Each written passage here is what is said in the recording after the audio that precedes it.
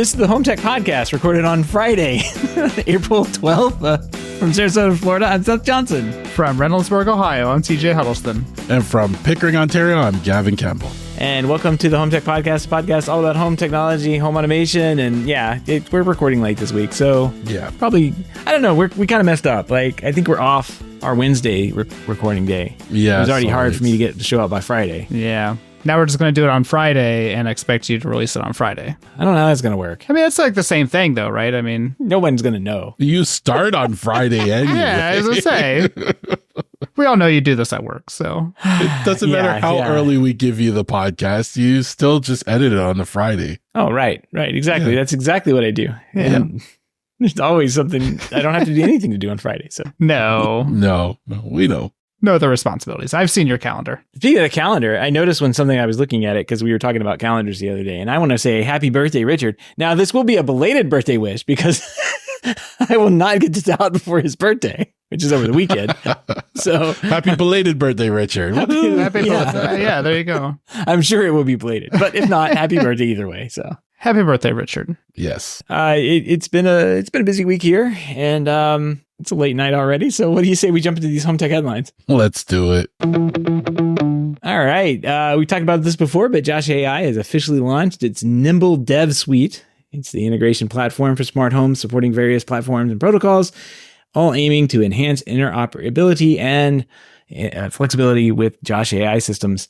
The systems will receive an over-the-air update with the Nimble-enabled firmware soon, if not already. I guess, TJ, you've updated, right? You said it's on there. Yeah, so I have access to it on mine. I have not got to play with it at all yet. I have Nanoleaf stuff, so I'll have to work on that over the weekend to get that set up. Ask me.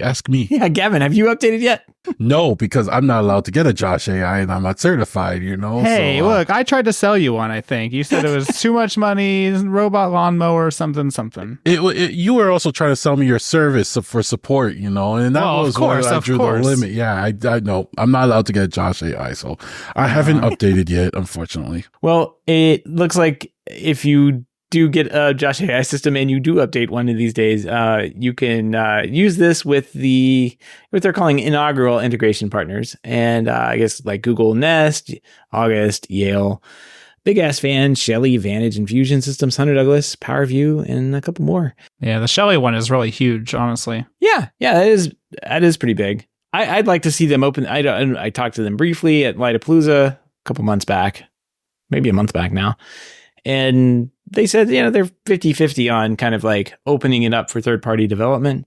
I'm really hoping they do, because it'd be nice to put another control system in, quiver in the hat, I guess, and start working on some drivers and integrations with them. So I hope they do that, because it does advance the platform. But I can understand why they don't want to do it, and they just want to do everything in-house. But at the same time, that's slower, because you can't. Eventually, you have to support all the stuff that you make, and it becomes harder. Support is the hard part, yeah. Yeah, exactly. Yeah, and you definitely can't discount what they've done so far, but I agree. I think they need to open it up a little bit, and so that way we can get some more integrations, because this is a good start. It's an interesting list, I think, especially the mix of consumer and more professional stuff that you see there. But it's a good start, and I really just hope they do open it up. Give me a Home Assistant. That's all I want. Just Home Assistant with my Josh.ai. Bam, done. Yeah, open it up. I have so many ideas for the system that I'm not allowed to get, but I'll donate ideas, and Seth can then develop them. Yeah, that'd be nice. Yeah, and yeah. And it'll probably, I hear they'll probably have like Sonos headphone integration too one of these days. Ooh. So you could just walk around and talk to Josh.ai through your headphones, I think. Yeah, I actually have a development about the Sonos headphones, so we'll talk about that a little bit later. Oh, what? You're smiling. Oh, well, that's a hook. All right, let's move on here. We have another fun story here. Well, this one isn't quite as fun, but as many as 91,000 LG TVs are at risk from being hacked due to 4 critical vulnerabilities identified in very specific models.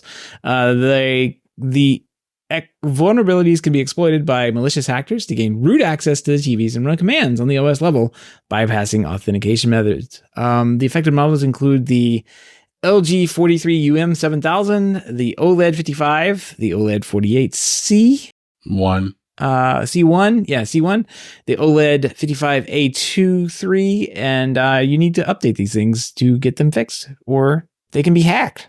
You don't want to get hacked, do you? Yeah, I didn't even want to connect any of my TVs to the internet, but I kind of had to for IP control because I bought my first global cache device and tried to set it up, and I hated my life, so I took it back. And so now I just deal with the constant user agreements and updates that LG sends to me because IR control is still a pain in 2024. So the CVEs that are getting exploited are from 2023, it looks like. It was way up there too. Oh yeah, well they're being tracked as 2023, but they were published recently. So I don't even know which TV I have, but I have auto updates turned on my TV because it's just something I didn't feel like I wanted to manage. Mm-hmm. And on the other side of that, I've been burnt by auto updates as well because I've gotten updates that actually broke things like dimming on the TV. So they need to make sure if you want people to update, make sure your updates don't break the functionality of the TV. Yeah, these look pretty bad. I guess if somebody already had somewhat access in, they could find the LG TV. These are not hard to find on a network. Usually they are broadcasting that they're there and ready to, I don't know, cast video or something too. And so it's not hard to find. It looks like these are WebOS exploits, which is the software that runs on there that you can get in and get down to the root level. And then you have a foothold within the house or business or whatever. There's a lot of like LG TVs that run this WebOS, like thinking like in your house, but these things run WebOS commercially all over the place. So think about like all those, what are those golf places that have all those TVs in them? Top Golf. Yeah. They got TVs everywhere. Those are all LG running LG WebOS. Like somebody could get in there and hack into one of those TVs and then hack into the payment system. Who knows? These are smart people. So get out there, update your TVs. This is a fun story we saw kind of pop up after the the show last week. In a recent article, a dystopian patent filed by Roku, of all people, reveals plans for, quote, HDMI customized ad insertion on its smart TVs and devices, allowing targeted ads during content pauses. You press pause, you get an ad. And it's going to detect that you've basically paused whatever you're watching, and now because you've paused, that means you're not watching the TV. The screen's not moving anymore. That means you want to see an ad. Yeah, there was a lot of articles like this. I will link everybody in our show notes over to the one over at The Atlantic because it's well written and funny to read. So I mean, in a business sense, this is actually kind of smart, and that's what's kind of annoying. But it's one of those things that's awful, and we don't need it. It's like the glowing, very bright billboards on the highway. You don't need this at all, and nobody's asking for it. Don't do this. And just last month, they had that like you could not. They locked you out of your TV until you agreed to their terms. Oh yeah, service agreement. Yeah. Yeah. Anyway, Roku, not on the good list these days. They've moved to the dark side, I think. Of course, didn't Walmart buy them or something? Or it will always eventually reach a point where they're going to have to do something with ads. They've already hooked you with the cheap TV. Now they're taking over with the ads. Hell no, I will not stand for this. I will work on any ad blocker open project to try and, block this at the network level. This is not okay. And it sets a precedence. It starts when you're paused. At some point they're going to say, oh, we're going to start sliding in ads while you're watching the program, kind of like how your TVs are now, like the screen moves over, a bunch of ads started showing, like they really are going to be intrusive about it at some point. And they will probably come out with some kind of subscription service so that you can pay to not have these ads. And we'll all say, Gavin, only $3 a month. I can afford that, but not knowing that next year it's now $9 a month, right? like seriously, this is just no. Like at this point, we should not be letting them do this. I just don't think people will push back yet, but I think we should stop it from now because it's just going to get worse. Yeah. And I will not buy a Roku TV because of this. I mean, I complain a lot about my LG TV. Right. And I can imagine them doing this at some point too, right? It'll 100%. Like I also see. Well, now that they have the patent, they probably want, because it'll be locked to Roku unless LG's paying Roku. You know, Roku, like, can you imagine it gets to a point where your TV won't even work if you don't connect it to the internet? Because then you can't stop it from getting all these things. Like this is, I'm pretty sure some of them are already like that. I think the Roku might be like that. A couple others though are definitely you need internet to set them up. So yeah. Well, I blocked my LG TVs from basically doing their little reporting data out, and WebOS is such a great thing on my TVs. It locked them up. So like I couldn't even turn it on and off. I had to like hard power the TV just to get WebOS from being locked up. yeah, see, that's crazy. and if you don't agree to like all their terms and services, their apps don't, like the apps on the TV, like the AirPlay 2 and stuff, don't even work. Yep. Why do I need your terms and services for AirPlay 2 to work? That makes no sense. Right. But that's, don't get me started. You already got me. Oh, The enshittification of our TVs is where this is all headed. It's So, here. yeah, where it's here. Yeah. I mean, well, this is just a patent. So like they could do this. They could not do this. They're going to do this. Well, Roku will. Yeah. And I the misspoke. fact that Walmart didn't buy them. Walmart bought Vizio a couple of weeks back. So Walmart would do this. Yes. And you know, the fact that they even have the ability to know when you paused it just shows how much visibility they have over what you're watching. Mm-hmm. Yep. Right. Which is crazy too. Yeah, that is pretty crazy to think about. Yep. I used to recommend Roku TVs just because they were so easy to set up. They actually have a decent amount of integration capabilities with them. I don't think I'd recommend them today. Nope. Like they're just not, they're becoming a weird, gross company. Even the little streamers.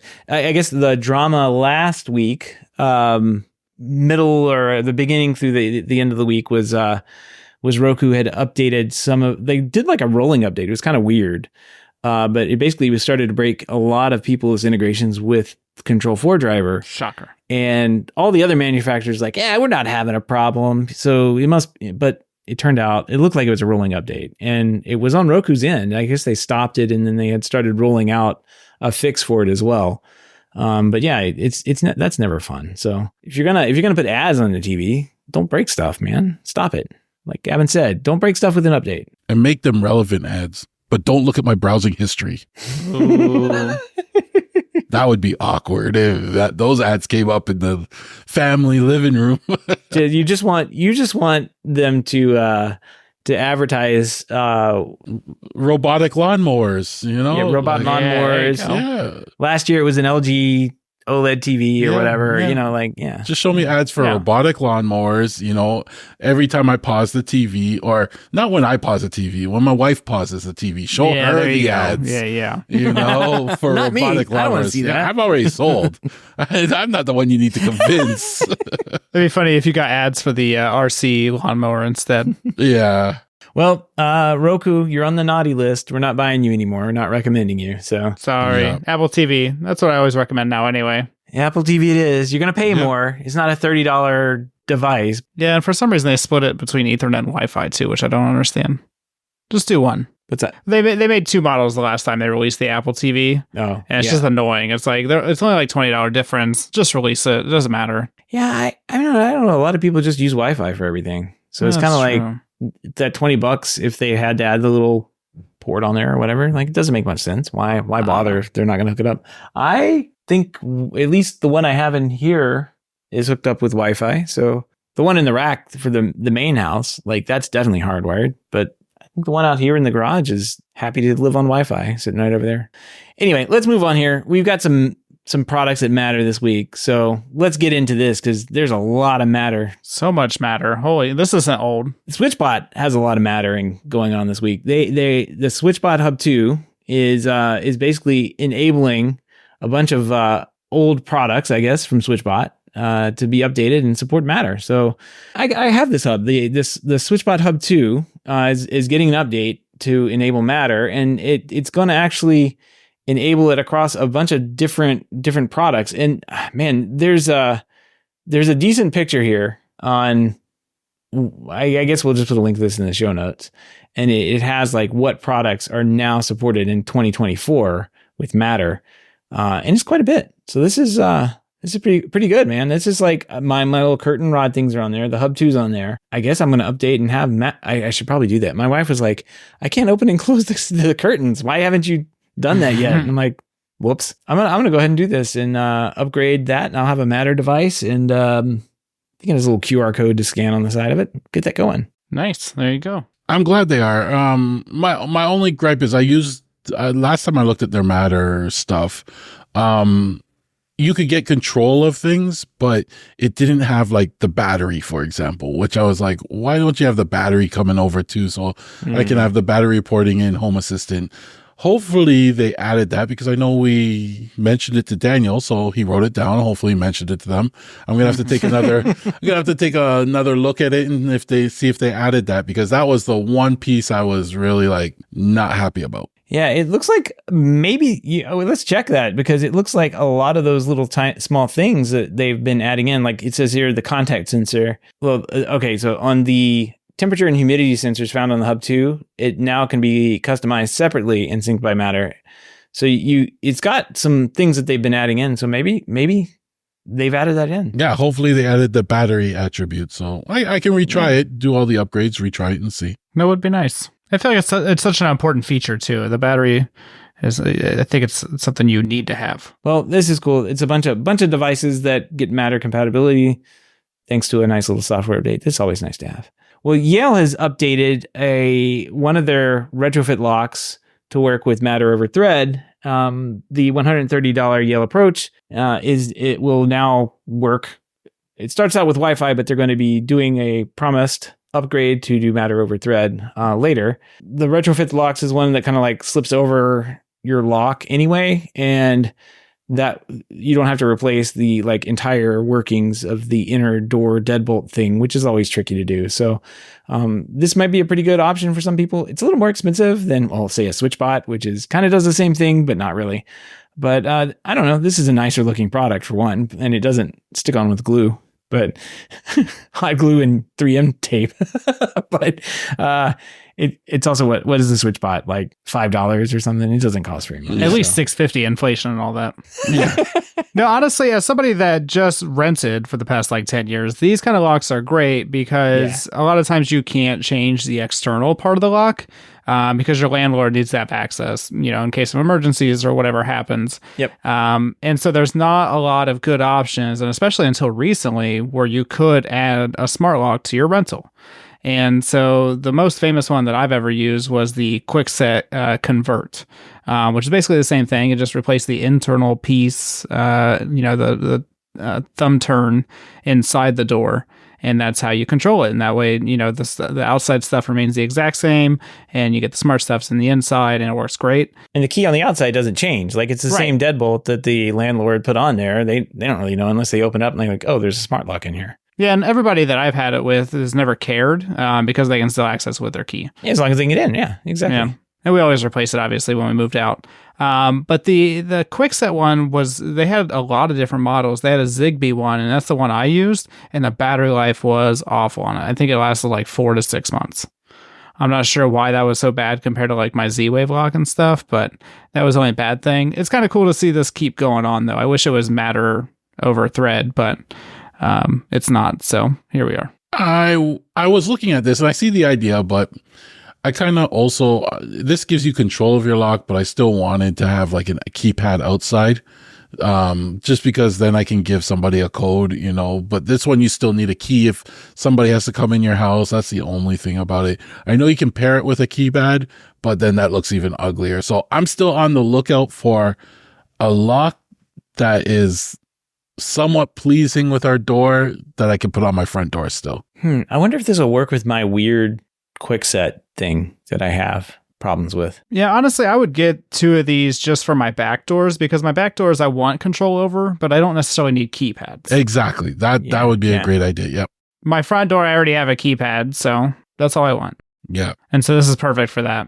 But I can't put a keypad on my front door. That's not going to happen. And then since it's a weird, like, the way that the tumbler runs through, like the little small stick, I guess, that like goes through the hole in the door, I guess, to like turn things. Mm-hmm. On the one I have is like, it's off center. It's like on the bottom of of that hole. That's weird. Yeah. And that made the level lock impossible to install because that expects the thing to be in the middle, everywhere else. Which is every lock, Yeah.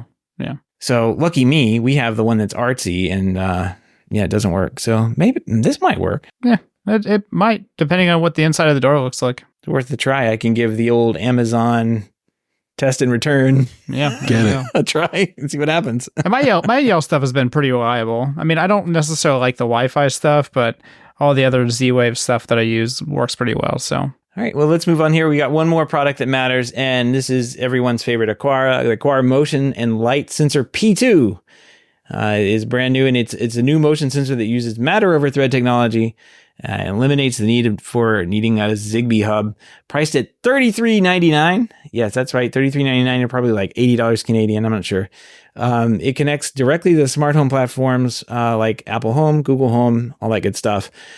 Gavin, I saw that in the hub, in our hub, not Aqara's hub or SwitchBot's hub, but like our hub, that you had posted that you had picked up one of these things and you said it was great. What's so good about it? Yeah, so I'll give you a quick review, right? A quick rundown. So, if you haven't seen it, it looks similar to their previous sensors, a little cylinder shaped thing, a little stand they give you. So, they already knocked the design out of the park, because I love that design. It was so flexible, right? My initial reviews after adding it and using it, these things are fast. I mean, really fast compared to all my other sensors I have out there. I noticed it as soon as I installed it. I'd walk in the laundry room, light came on instantly. Now, I don't know if it's just because my thread network's not as busy as my Zigbee network. That could be a very possible, but I've never had something that fast on like, Z-Wave or Zigbee. So I was really impressed. Now, I didn't test their previous model. I have their model before that I'm comparing it to. Plus, I have a couple Zoos. I have a couple, Innovelli. I actually have an Innovelli motion sensor, so I'm comparing it to all those. And this obviously was the fastest. So very impressed with the speed. Adding it to Home Assistant, it was kind of difficult. I mean, technically, you're supposed to just scan the little QR code on the back and add it, but Home Assistant, their process wasn't picking up the QR code. So eventually there's a number on the top, and this is what drives me nuts. On the top of it, there's a little number that you can use to add a Matter device. Why would they make it in the lightest possible gray? Right? Like it seriously, I looked at the top. I didn't even know there was a number there. But I looked all over the device, and then I saw a little thing on the top, and I had to pull out my phone and use the zoom in to read that number. It's in a very light gray, almost white, and it's along the top, and that's the number you got to use to type it in when the QR code doesn't work. It's white on white ink. Yeah, that's helpful. It was so awful, but once I typed in that code, it added to Home Assistant. It worked right. I noticed people were having issues with that as well. Some said try to add it to Apple Home first, then move it over. Even that wasn't working for me. So I'm thankful I've bought that code, and I'm thankful they actually put the code on the device, and I don't have to worry about keeping around a piece of paper or the original packaging or anything like that, because that would drive me nuts too. So in terms of the light sensor, it also does light sensing. Now, in their old model, not the previous one, but the one before that, I know that the light sensing, the light wasn't actually updated until it was triggered. So when it sensed motion or motion was off, it would send the light value over to the hub. And that what made it kind of useless for doing any light-based automations, right? This one actually is nice because it updates the lux value on its own as it changes. So you don't have that. You can actually do automations off of it based on light values now. So that was good. I was happy to see that. It has a lot of advanced configuration you can do with this thing. Now, the bad part is that you will require their hub to be able to get access to all that stuff, their M3 hub. Now, to make things even worse, that M3 hub is not coming until spring. So all these advanced configurations you can apparently make, you have to wait until you get their hub and make it. And this is what I don't like about Matter is they're just giving you the basic functionality. But if you wanted to change things like sensitivity settings, no, you need their hub. You need their app. That's crazy. And they're not the only company that does this. And this is something we predicted too. That's not what Matter is supposed to do anyway. Like Matter is just supposed to give you the basic controls, or like in this case, it's the inputs and that kind of thing. It's not. Yeah. Because you're not going to have every single company out there expose those kind of controls to it. Like the goal is to basically sell you something that you could hook up into your house and make it work. But later on, if you wanted to do these advanced things, yeah, there's another path to that stuff. So I don't really blame Matter for that, but like it would be nice. I mean, it would be nice if you could do that in a phone app, right? Like just without a hub. Yeah, no. And I don't blame Matter for this. I blame the manufacturers. I blame Matter for enabling them to do this though, right? Like you gave them this out. So now they can expose the most basic things, but you need their app to get the battery level, or you'll need their app to get to adjust sensitivity level, so you'll still need their hub and their app, so Matter is not going to get rid of apps or anything like that. Eventually you're just going to have their apps anyway. But having to buy another hub, that's kind of upsetting actually, because that's an extra cost. I was looking at this and this hands-on review that The Verge has. I'll link to it in the show notes. I was scrolling down and I looked at it and they had it sitting next to the Philips Hue motion sensor, which I think everybody loved or something at one point in time. Yep. And the Eve motion sensor. And I'm like, those were not that big. This thing's tiny. It's like an inch and a half tall by like an inch and a half wide. That's impressive. It is impressive. It's the size of the battery. It takes two CR2450 batteries, but the batteries are along the bottom. So like the width of it or the diameter of the cylinder is the diameter of that battery pretty much, just a little bit bigger, right? It's the size wise, how you can mount it, everything. They knocked it out. It's always been a good design. I think they just made it better. I don't see anything like you could like. Does it have? I'm looking at a motion sensor. It usually has some kind of like screw holes, but this has this weird little stand you have to hang it from. Yes, and the stand you mount on the wall, and you can tilt the device any way you want. You could turn it, tilt it up, tilt it down, any way you want. So it's actually really good. And it's battery powered, no cables, so that's nice. Yeah, exactly. So I haven't tested battery life obviously, but they claim you get 2 years out of it. The previous version, which was Zigbee, actually they claimed 5 years. So it's actually decline in battery life. But, it could be because of the Matter chip and stuff uses more battery life. So we don't know. Right. The thread and having to communicate. So, 2 years is still good though. Yeah, can't complain. I'm actually the speed is what impressed me the most. And I'm probably going to grab another one to do the other motion lighting setup I have, just because the response time was so fast. I would recommend it. Yeah, I'm not impressed with the stand, but it's better than like I'd like to put like where I would put it. I don't need the stand to connect it up. Like you can sit it up on a shelf if you want. Just have it sitting on a shelf. You don't need the stand. The stand is if you want to put it on a wall and angle it, like you put it above a door and just angle it down a bit. Then you can use the stand and you can tilt it any way you want. Right? Yeah. Like that's the nice part. That's kind of my use case, but not really. So I don't know. I might do kind of actually one of these pictures they have on their Amazon page is of it attached underneath the cabinets, like the kitchen cabinets. And you like upside down up under there, like no one would really notice if I did that. If it's, over in the corner under the cabinets, like I could do that, get away with it. And that would be like a presence sensor. I have one on my bed underneath, like mounted like that. Like it's hidden. You don't notice it, but to turn on the bed lights when the dog walks around so he can see better. Right. That's nice. That helps with him at night when we're sleeping. Right. He is an older dog, so the lights really help when he moves. Right. So yeah, you can mount it upside down and keep it hidden. It's really good.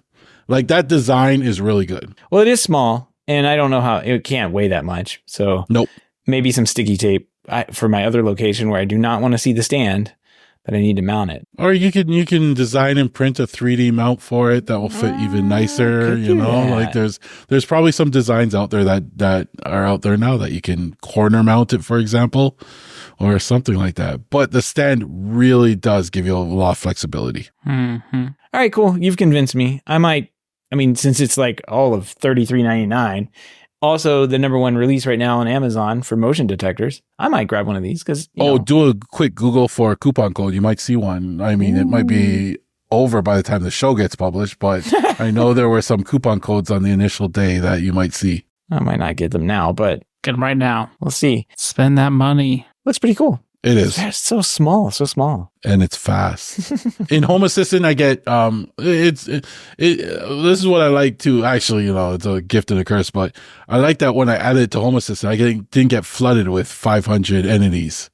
Really, truly, it just got the Is it motion working? detection. How do you even know if it's working, Gavin? That doesn't make any sense. Well, you got the motion detection and you got the battery, and those were pretty much all the entities you got. So, and that's all you really needed, right? That's all you need, yeah. But it would be nice to have the other configuration option so I can set things like sensitivity and stuff. What happened to TJ? See, if TJ had turned off the for some Aqara, reason. if you had the Aqara Z-Wave motion sensor, that wouldn't happen to you, buddy. I mean, that's true. Yeah. Yeah. I do need to get a couple more presence sensors, so. Get the millimeter wave for your office. It would be much better suited. Yeah. Well, I'm in the den right now. I just have a basic motion detector out here. Yeah, no, get the millimeter wave one. So much better. I have the FP2s. They work fine, but they're expensive. They're worth it, though. You don't have to wave your arms. Yeah, well, that's true. All right, well, yay for Aqara. So let's see. We have SwitchBot, Yale, and Aqara all mattering this week. Thanks, guys. We really appreciate that. Nice. So, we love it. well, all the links, topics we discussed tonight can be found over in our show notes over at HomeTech.fm/477. So nothing in the mailbag this week, but we do have a pick of the week. And Gavin, you came up with this thing, and this is awesome. Like, if you were worried about having a part of your lawn that, I guess, here's the sales pitch for this, right? Do you like Disney World? Do you want your lawn to be watered? Where are you going with this? Well, boy, do we have the product for you. The Auto Lawn, and OTO is how you spell that, not AUTO. It's got this cute little smiley face logo. This thing looks like a, I don't know, heavy book bag sized, maybe, I don't know, women's purse size thing. It's got a little spigot on top and an app that accompanies it. And you hook your water hose up to the bottom of this thing, and it just like sprays water around your lawn with like military grade precision on this. Like, I don't know. This reminds me of like going to Epcot, and if I had this in my yard, my daughter is going to be out there playing in this thing, like getting squirted in the face. Like, this is just going to be a mess, but it looks amazing. I really want one of these. I mean, it's honestly not bad priced either. $500 normally. It's $400 right now. Yeah. I mean, if it does what it says it does, that's not bad. That's for 2,800 square feet. Now, here's my problem is I don't know how many square feet I have. I mean, I would definitely need two. I need one for the front yard and the backyard, but I really only care about the backyard. You can't just move it? I'm not going to move it, Seth. I'm lazy.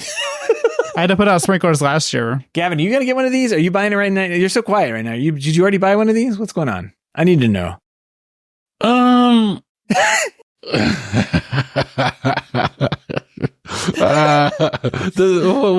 When you heard me say that, what went through your head? Hey, you bought two of them already?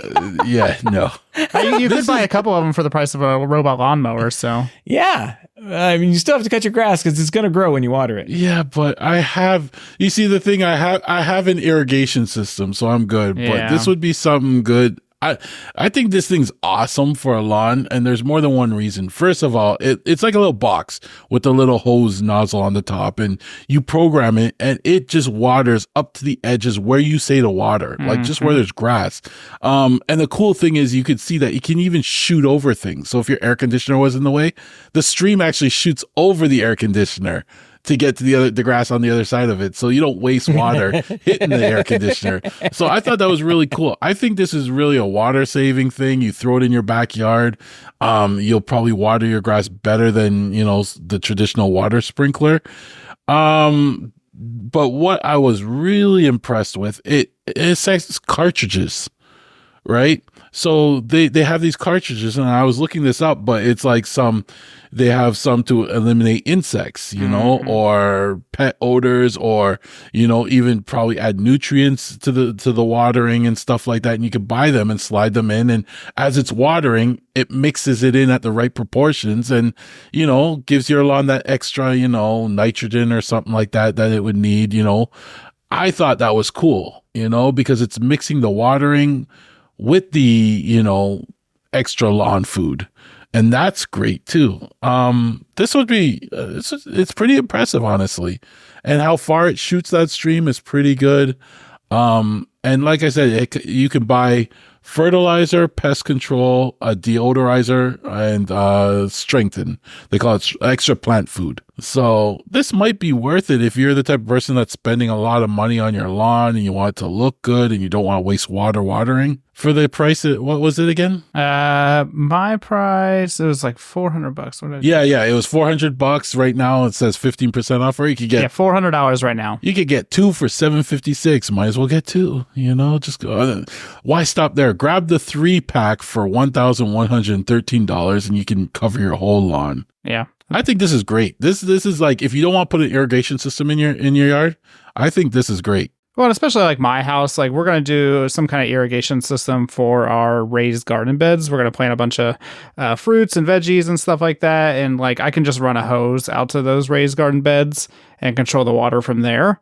But I'm not going to like dig a whole new irrigation system in my yard. It's not that big anyway, but I'm just not going to do it for my yard. I don't care enough about my yard, but I could plug in this device and I would totally see myself doing that. Yeah, it will shoot a stream. Yeah. Shoot a little stream over into your bed. If it tied in with the Home Assistant, in Blue Iris, you could have it shoot people as they walk up to your house. Oh, yeah. We don't want any visitors right now.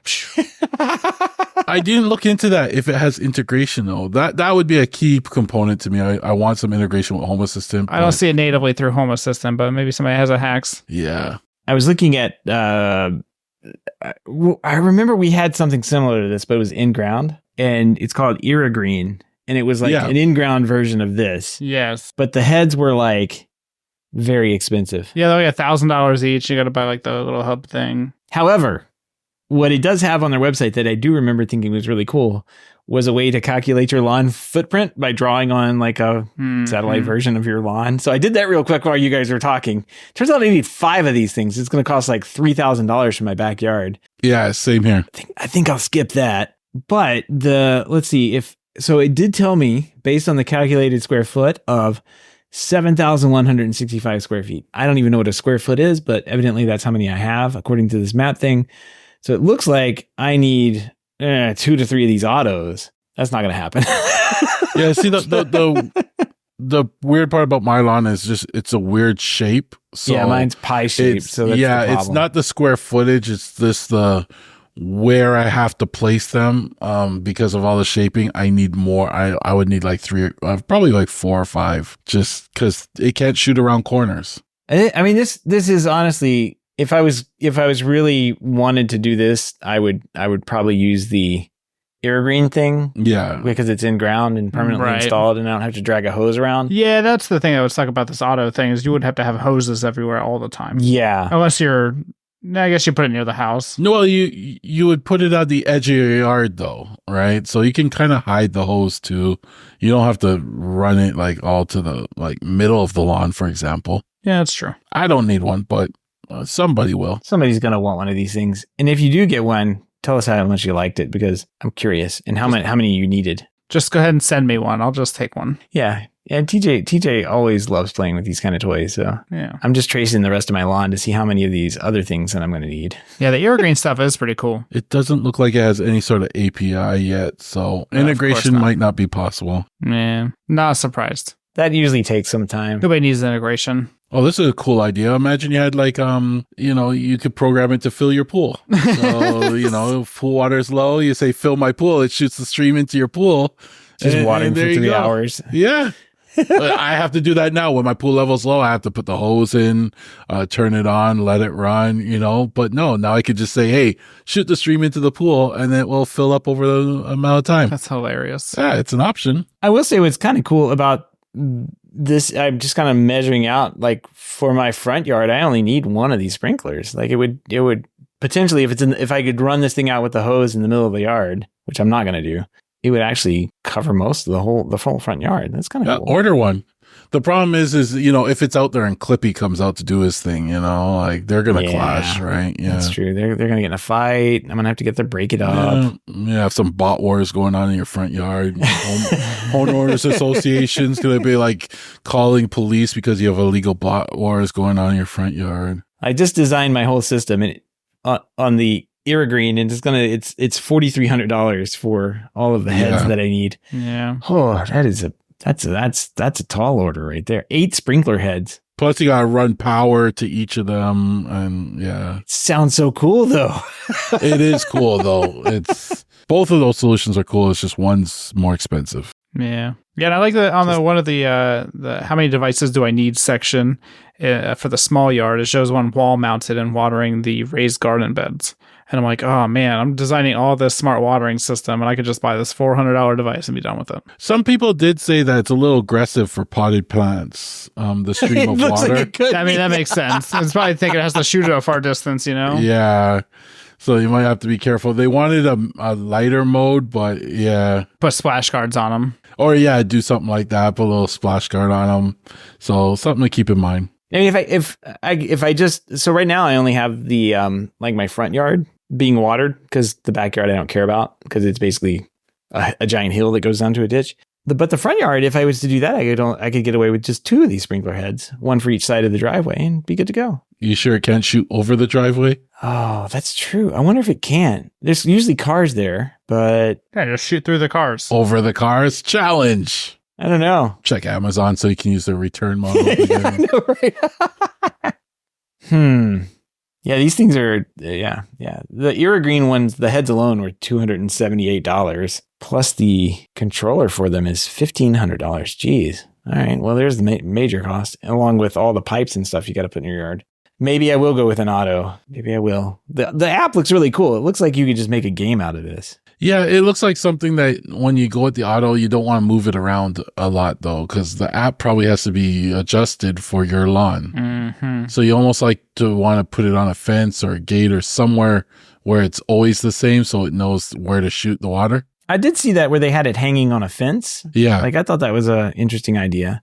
It's kind of weird to me that it has the hose hookup. This, like you said, this feels like a more installed solution, I guess. I don't know. You can run any type of hose to it, though. If it's on a fence, run the hose through the fence. So keep it off the ground. Wireless water. Just do wireless water. Yeah, wireless water. There you go. It's the other side of the fence. My neighbor's yard is like, what the heck do you drill a hole for? And run a hose behind the fence. That's weird. Got some hillbilly stuff going on over here. Yeah. No, it's my $400 smart home device. You wouldn't understand. Yeah, exactly. It works on wireless water. This seems like a really fun thing. I'm going to investigate this more. I may have one of these by next week. Yes. Gavin, thanks a lot. Gosh. All right.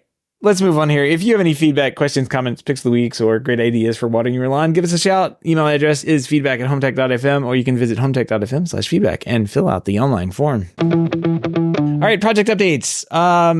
Before I get too involved with the lawn projects, I've been messing around with some Govee lights. I bought those. I don't even know what they're called. They're outdoor landscape lights, right? So there's like the Govee. They're not the flat ones. I had the flat ones for like holiday, like through Christmas or whatever. And those I had mounted up because they were on sale or something. But Govee also has like these like just normal landscape light things that you can get and plug in. You can find the model number. They have these outdoor spotlights. That's what they're called officially. I have the Govee outdoor, I guess they're floodlights, uplights or whatever. And they're just square lights. Oh yeah, those things. Yeah. Mm-hmm, but the spotlights are like the traditional can style. Like landscape lights. Yeah. Like they look like a small Coke. They're about the same size as a Coke mini can or whatever. I've had them sitting like behind me for, I don't know, a couple months. It looks like about a month and a half. And I've been meaning to like put them in because, with the little Govee floodlights, which I'm not really impressed with, the front part of my house gets lit up fine. Right now I just have it set to just a warm white color, but even if the holiday comes up, I can change them. Like Easter came up, I changed it over to like pastel colors and that kind of thing. When I got these can lights or these spotlights, I guess they look like cans to me. I took them apart, of course, to see what was inside because the other ones I couldn't take apart. These like little top screws off and you can see inside and what's going on. And I was like, oh, these are just standard controlled WS 2811 chips inside of here. So really anything can be used to control this. And I had some of the like little WLED thing laying around. And over the weekend, I basically, to get this installed, I couldn't use the wires that they sent because I needed one on each side of the driveway, like one on this side, one on that side. So I needed to like extend the wires. And I did that over the weekend, soldered some new wires on, kind of basically ran it into the garage, around the garage door, back up. back down, whatever, yada, yada, yada. Finally, I got 2 spotlights working outside, hooked them up to WLED, and boom, they work. They work great. Kind of tricky the way that Govee has laid out the lights inside of these things. If you do this and you're setting up in a controller or whatever, they have their RGBW lights, right? Or their RGBWW lights. So there's 2 white lights inside of this thing. That is on the first controller, and it's still treated like as a 3-channel RGB controller. It's really weird. So you can send RGB values to it, and it will go between warm white and cool white. The second chip, the second pixel, I guess, node is all of the RGB color chips are in there. So all of those are on the second pixel. And then if you go to the next one, the third one, that's going to be your 2 white pixels, all being controlled again on one controller. And then the last one is the second. So it's really weird how they've laid these out. I did some research online. It looks like Govee does that quite a bit, and it's probably how the other ones are wired up. But I got to tell you, I like a WLED a little bit better than the Govee app, because the Govee app is kind of weird to use. It's actually really weird to use. They have some scene things on there, but I've never been able to make sense of anything they have in their app. So I'm going to move everything over to WLED and just run it that way. And that has full API control. It has integration with Home Assistant. I can do whatever I want with it. And since I know what pixel nodes are on each segment, I can send whatever command I want to and turn on the lights however I want to have them turned on. So I really like this setup, and they're running right now. And now when I drive up to the house, it doesn't look so dark and dingy in front of the garage because I've got these nice little uplights. I'll try and send you guys a picture later. It's dark outside now. Yeah. But yeah.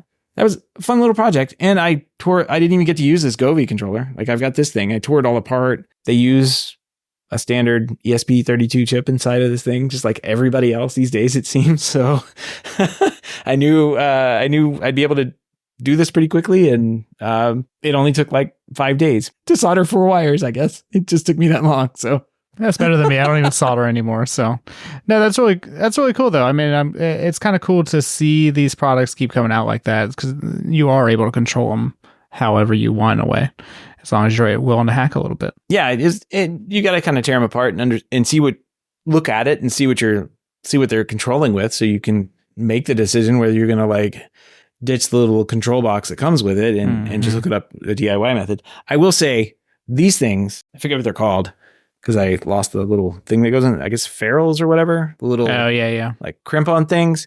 Make sure, like, if you do any kind of work on anything that has like screw terminals, make sure you get those, because they are like, I have never used these my entire career, and I got these like recently, and man, they are great for any kind of like Phoenix connector or anything you're like have a screw type terminal on. I do not know why. I've almost probably never seen them before, but absolutely use those. Crimp down the wire so you don't get this frayed piece of garbage sticking out and shorting out with the next terminal over. Like, oh my gosh, it is night and day as far as frustration goes. So get those. They work great. I'll have to pick some of those up.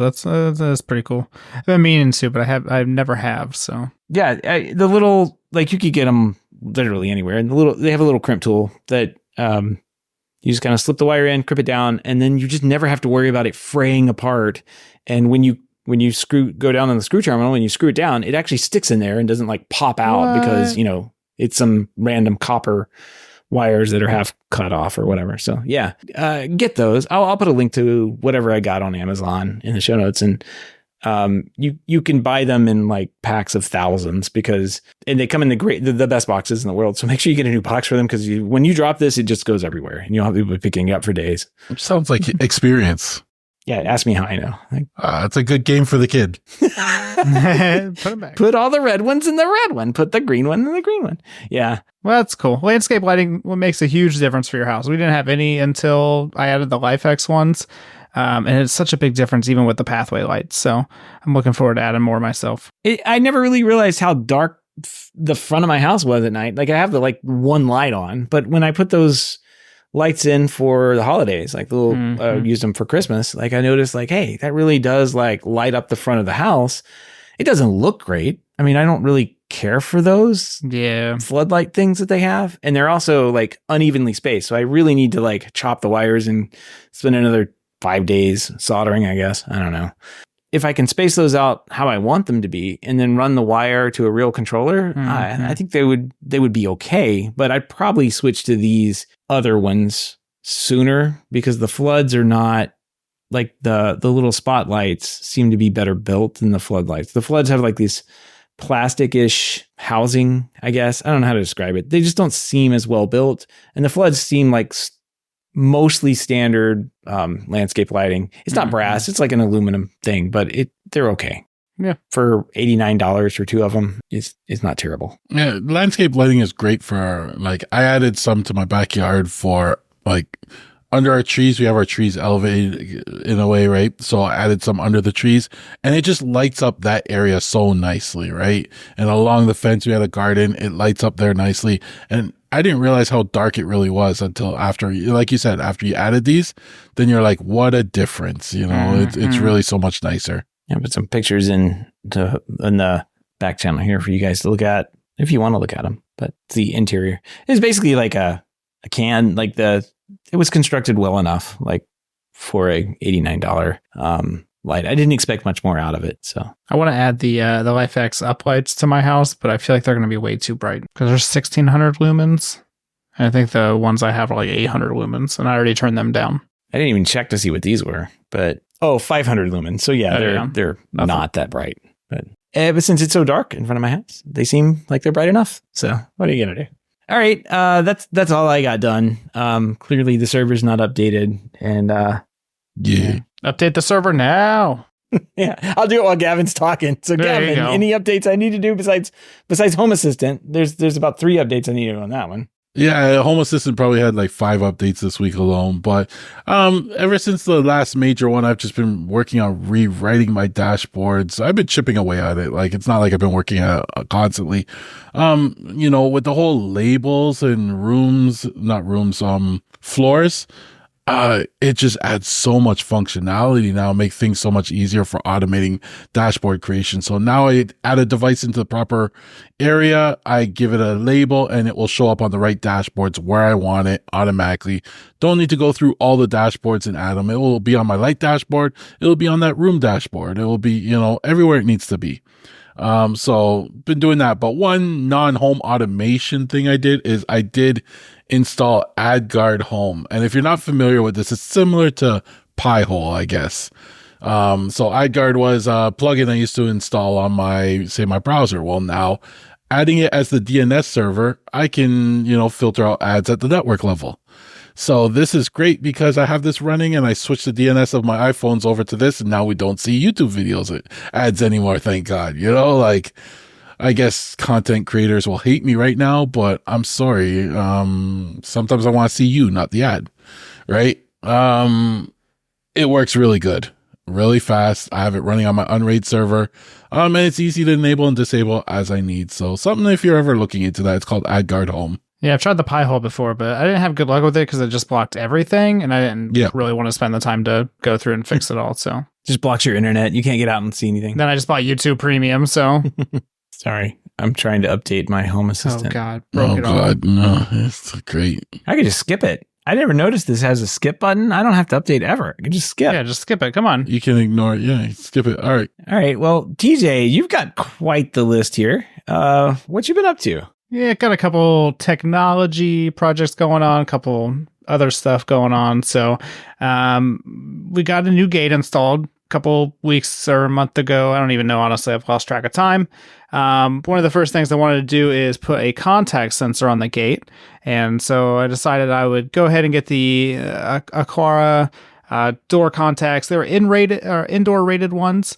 I 3D printed some enclosures for them. I never installed the enclosures. I just installed the contacts on the gate. And it only took several heavy rains for the contact sensors to stop working. And I was on the search for new outdoor rated contacts because I looked before and I couldn't really find anything. There was a couple good options. There was that, I can't remember the brand, but it's like a really slim contact. It's like a really long stick. But those are supposedly outdoor rated, but they don't make them anymore, and they don't have user replaceable batteries, like they're internal batteries or something.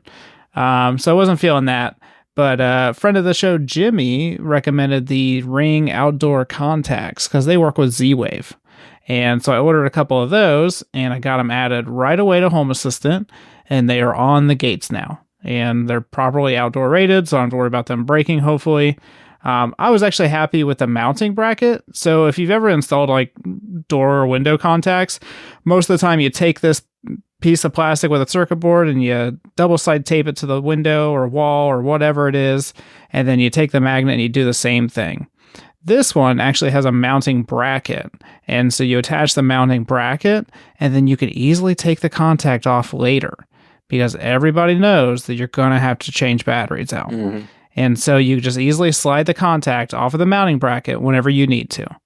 And why I like this is because a lot of times when you go to change the batteries in a contact, it's like they put the tab on like one of the ends, and it's always annoying to get to because you either put the contact at the top or the bottom of the window. And it's just sometimes you break the plastic tab because it's been there for like 10 years. And this is just a nice, easy way to take it off because you're going to have to service it at some point. And so they've been working great. They're huge, like all outdoor contacts I've ever used are. They're like, I would say almost the size of my hand.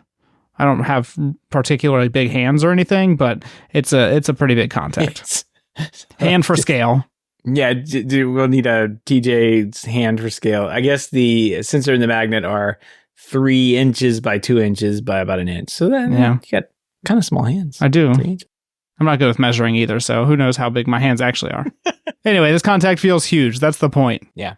Next up, it don't look that big in the pictures. It doesn't. It looks. Yeah. Well, the pictures always make it look deceiving, but yeah. I'll get a banana. We don't buy bananas, but I'll get a banana so we can do a banana for scale. Please send that as soon as you can, yeah. And I will put it in the show notes whenever I edit the show. Yeah. Actually, that'll be what holds the show up. Production value. Yeah, I'm sure that's what it'll be. I can't post this show until TJ sends me a picture of a banana he does not have and a ring out to the store just for a banana. Next up, we had the in-laws visit, and I was, this is the first people we've had stay at our house, and I was kind of excited for that. First time Nicole's dad has come up to visit, so that was kind of cool. They were defeated by my light switches, though. I thought, guys, I did right. I have Zoo's double switches in the bedroom and the guest rooms, and I have Innovelli switches in other areas like the kitchen or the outside lights. Mainly Zoo's double switches, though, for all the interior lights. These are not Gunther switches. These are like switches that look normal. Yeah, I mean they look like switches. There's nothing going on. They have a little button underneath the dimmer thing, but they kept like holding it down. They're like, how do you control the lights? I'm like, you just press it. Like it's on right now, and you just press the bottom, and there you go. And they seemingly, I don't know, but they seemingly were holding the switch to turn it off. And so then they'd be like, well, the light doesn't work now. And I'm like, well, yeah, it doesn't work. You dimmed it all the way down. And so that's how you turned it off. And so I thought they were foolproof, but they're not foolproof, guys. I need like an old person mode. Just anybody over 65, I enable a certain mode in Home Assistant, and it just like disables everything. Yeah, as soon as you touch the bottom button, off. It just turns off instantly. No dimming, just off. And then you're good. You're good to go. Yeah. So defeated by light switches this week. Just when you think the home automation's foolproof. And then we had a couple other things going on this week. We had Eclipse Mania. Obviously. Oh, yeah. We were in the path of totality. And so we drove like an hour to go see that. We weren't like complete darkness, but we were as good as I was going to get because I was not going to go fight traffic. One of my friends lives in the path of totality, and so they were expecting 100,000 people to visit the area. And so we drove to like one of the areas that was like a minute and a half totality, and that was pretty cool. So I'm glad we did that. Definitely worth it though. I can see why people travel all over the country to do that. I can tell you in the hub, we had everyone posting their there were 2 camps, I guess. Some people had like weather stations, like either a Tempest or something else. And they were posting the solar radiation or luminance or lux levels or whatever. And some other people were posting I didn't even think about this because I don't have them, but like they were posting their solar panel efficiency charts. Mm-hmm. So we for the eclipse, we were just sitting inside looking at our charts here because we didn't have a totality thing to go look at. That's no fun. Yeah, well, I had the little glasses. I went outside and looked at the half of the sun that had disappeared. Mm-hmm. But otherwise, you really didn't know. if you use my solar radiation graph or whatever, the sunlight level or whatever got down to basically like 10 o'clock in the morning sun. And, that's right in the middle of the afternoon. So that's kind of nice, I guess, for Florida. It felt weird outside, but you couldn't tell that there was an eclipse. It was still bright. So yeah, ours it felt like it was going to rain, like when it just right before it storms. Yeah. When it gets like really dark and just kind of eerie and stuff. That's what it reminded me of. That was super weird. It's just less intense sun. Like I've experienced that when I go to northern climates overseas or whatever. I've noticed that the sun is less intense than it is here in Florida. Like when you really feel the sun. But at the same time of year, if I'm in like Germany or Scotland, like I'm like, why is the sun way over there, and why is it not killing me right now? So it's just a different feeling on your skin, and then like it does feel different when you're walking around out there. So it was a fun time. The next one is in Barcelona, so we're all we can all travel over there. Barcelona, and then another one, I guess, in northern Spain or France. I don't remember. One of the two. A year or two later. So I think 2045, Florida, Orlando specifically is supposed to have totality. So just go to Disney that day. I hate to break this to you, but I would not. I would bet the eclipse is going to happen, but Florida may not still be happening by 2045. Well, maybe not. Sorry. Yeah. We're not going to be around. All right. I'm not going to be here. It's just going to snap off. It will just snap off that part of the States. Going back to snap Texas. Off or underwater, whatever. Who cares? It's gone. It's a toxic waste dump now. Not going to be able to afford the home insurance anyway, so. Exactly. Yeah. So, yeah, good luck 2045. That could literally be the end of the world or whatever for Florida, but who knows? I'm not going to be here. That's for sure. It sounds like you've had a really fun week, though, TJ. That's quite a bit. Well, the last thing in the development, kind of something I alluded to earlier. So, Nicole officially left her job and joined my company full time. So she is my first employee. So we got that rolling. She went out to several jobs with me this week. She's worked with me in the past because, before I went full time with it, I worked on the weekends or after hours and stuff like that. And she would come out with me anyway. So she's kind of used to some of the stuff anyway, but it's never been like a full-time capacity. So I was like, well, just come out, we'll do some jobs. You'll work at the office, other days, and we'll see how it goes. So far so good. Super helpful to have a second person there just to do all the stuff. I mean, as a business owner, you have to do so many things. I mean, like, it's difficult being a business owner. You got to go out there and find business and do the work and stuff like that. But like, there's just so much crap you have to do on a daily basis running a business that it's so annoying to do it all as one person. And so having another person to take on some of that is very nice. Well, nice. Even just small things, just like answering the phone, Congratulations. Yeah. She must be employee number one, though, right? Like, well, yeah, obviously. You're employee number two. Somehow that's worked out that way. So. Yeah, I'm ground zero. I'm the reason it exists. Yeah. But so when she joined, though, she was obviously going to start taking phone calls and stuff, and she needed a pair of headphones. And I was like, well, I mean, you obviously have an iPhone, so let's just go ahead and get you a pair of AirPods. We'll get you the little foam tips that I have for mine as well. And because I can't use mine without the foam tips. So we got her a pair of AirPods, but she's using it with the TV now. And so I'm kind of conflicted because I feel like we don't need Sonos headphones. To be fair, she said she would still buy them. Wow. But I don't know if it's needed anymore. This is a plot twist. I know, right? Isn't that hilarious? And as soon as I thought about it today, I was like, oh, dang, that means I'm not going to need these headphones now. She should not be using work equipment for personal use. Wow. Yeah. So is she on a 3-month probation right now? She is, but I think that it has to go on no matter what. So, that'd be an awkward conversation to have. Yeah, you're fired. What's for dinner? Yeah, you didn't make it. I'm gonna have to let you go. But what do you want to do for dinner? Yeah, see ya. You want to order Indian or? So yeah, that's what I got going on in my life. So are you not looking forward to Sonos headphones now, or you're finding no need for them, or does this strengthen your argument? Well, I mean, I feel like there's still a need for them in general because, especially if you're in the multiple input crowd like you are, Gavin, the AirPods are good for the Apple TV and that's it. And so if you're switching to your HTPC, what are you going to do? You need Sonos headphones. What are you going to do if you put a Blu-ray in? You're going to need Sonos headphones. True. Well, if you play an Xbox late at night, you're going to need Sonos headphones. True. So I think the AirPods are nice, and I do like that functionality, but I still think there's a market there for it. So we'll probably still buy them. It's just one or two people smaller now. Yeah. Oh, Patrick Spence, you have your work cut out for you. Convince us. I sent you an email, Patrick. Just respond. Yeah. Just respond.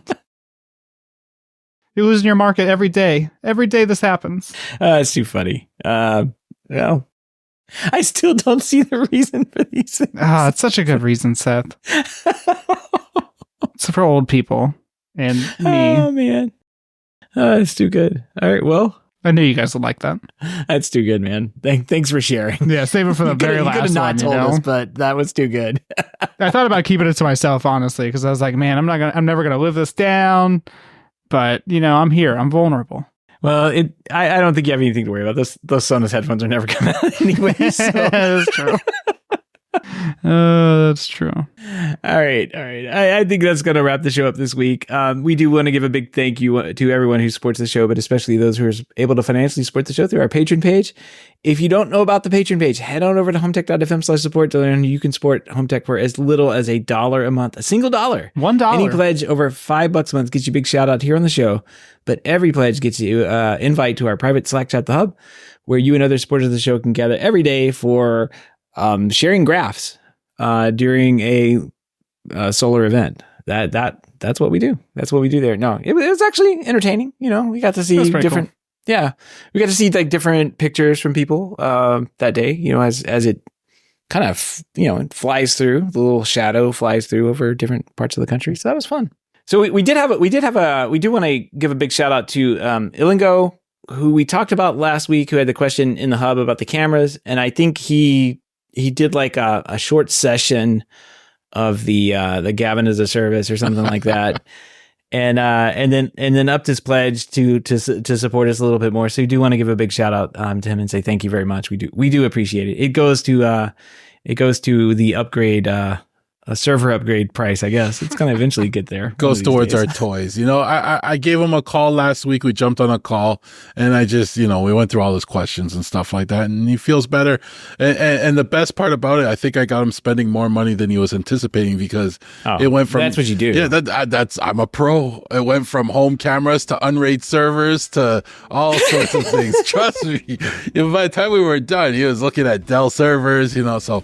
Or, it's always... He's going to have sprinklers that, like, shoot water like he's at Disney World. Oh, yeah. I should have went into the whole lawn watering thing. Maybe that's for the next session. Well, that was the guy from Adelaide. We could have got him onto this if we had known about this thing that week, but too late, I guess. But no, thank you anyway. Do appreciate it. If you want to help out the show but can't support financially, totally understand. Just appreciate a 5-star review or positive rating in whatever podcast you choose to listen to the show on. That's going to wrap up this week in Home Tech. Everybody have a great weekend. And Richard, have a happy birthday. And we'll see you next week. Till next time. Take care.